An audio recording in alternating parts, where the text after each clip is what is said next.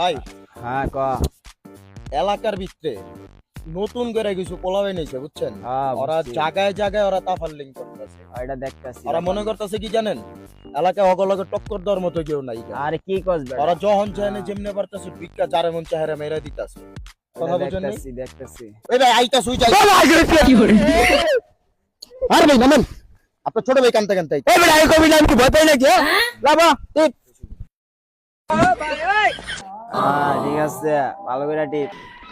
আজকে আমাকে বুঝামো আকার গায়ে হাত দিছে দাঁত ধরে হবে গিয়ে বিচার দিব ভাই আকি শেষ হর